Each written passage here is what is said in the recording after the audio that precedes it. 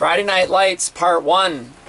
The B-B football team defeated the Bagley Flyers 38-20 on Friday night in front of a very nice, large, and supportive hometown crowd to cap a day that had 3 home varsity events at the high school, starting with volleyball in the afternoon. The Jaguars, the volleyball team, did well against McRae, and all 3 teams defeated the Wolverines. Tennis then played Sauk Center, and although they lost, they played very well. I only have confirmed results on number 3 doubles, a 6-4, 6-4 loss. So that they hosted at the high school courts, and then following that, right after that varsity match, the varsity football team kicked off their season. It was a somewhat warm evening, a little bit of humidity, and the referees allowed numerous water breaks. But the Jaguars used their depth to wear down Bagley in the first half. They wore them down pretty hard. Led 14-0 in the first 5 minutes of the game, and took advantage of a couple turnovers.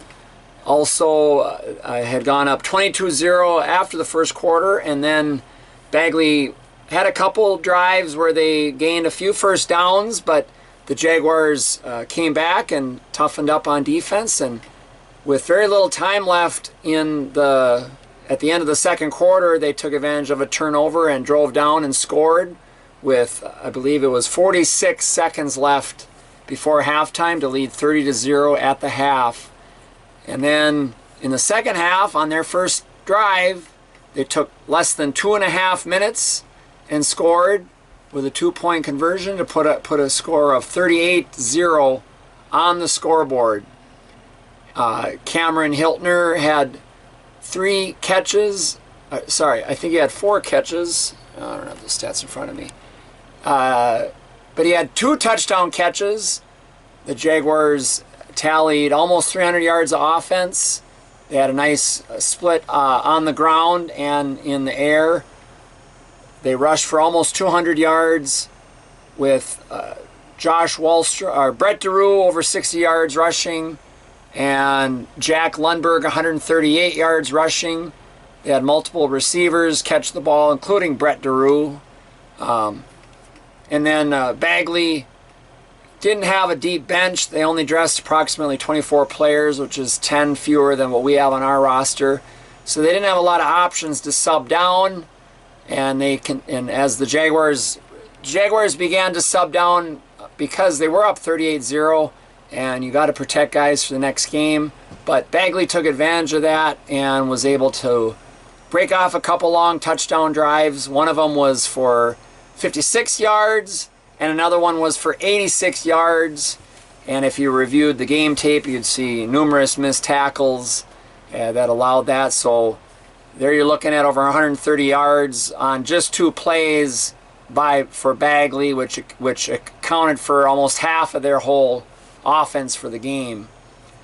So it was a strong start for the football team going into this week, where they play the West Central Area Knights, who are 1-0 after they beat Polk County West, which is up in far northern Minnesota.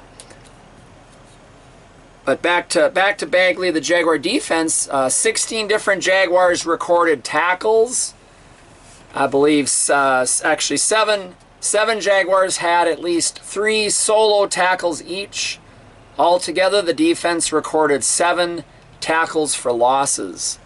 West Central area has a turnout of 39 players on their roster, which is a nice number for our district. They are a Class 2A playoff school. They have 26 in their top 3 grades, which is about what the Jaguars have.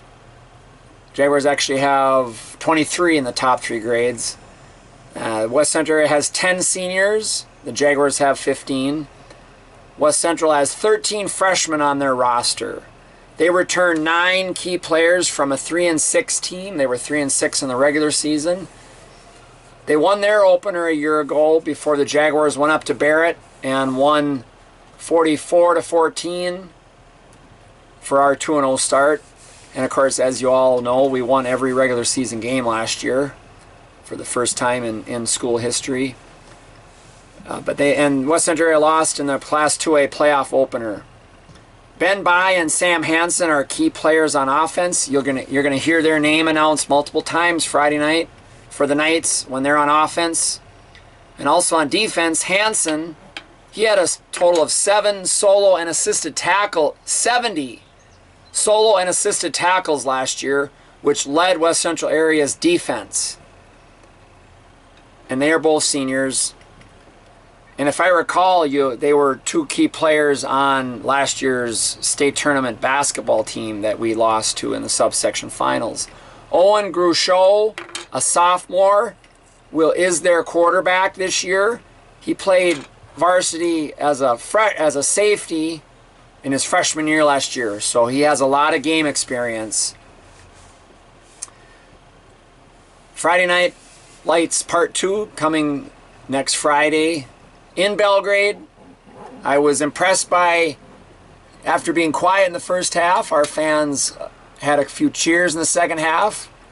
Hats off to Owen Raring and Ashton Schwinghammer for leading our fans in cheering. And we're going to need them to be hyper engaged in week 2. West Central area is going to be far, far tougher than Bagley.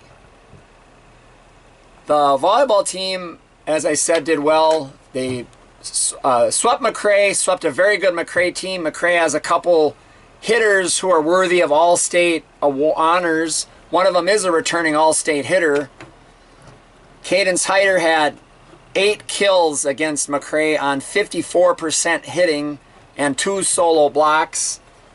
And we were led by Casey Fisher's 17 kills. I believe that's a career high. I should check, though, on her sophomore year. But Casey, of course, is a junior this year and a very experienced player. Ava Dieter, Adley Hagen also had a powerful attack with 9 kills on 37% hitting. Our hitter, as a team, we hit at 19%. Now, when you see your top hitters clearing 30 and 40% hitting, you're doing things right and you're making it tough on your opponent's defense. Ava Dieter's, a senior, is looking stronger and stronger each match.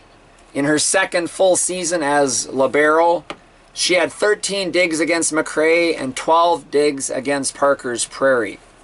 As a team against McRae, the Jaguars served 90%, which is very good, and certainly they want to make that better. You really want to get towards 95% serving to be a contender. And next, the volleyball team hosts Kirkhoven Murdoch Sunberg on Tuesday, day after Labor Day, in a border battle.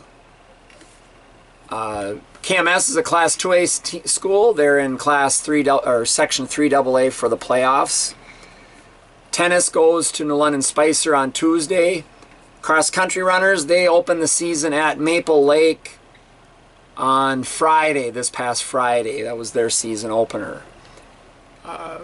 Taylor Nelson and Taylor Piper are the cross-country runners for B-B that I'm aware of. And I haven't caught up with cross-country coach that coaches in Paynesville.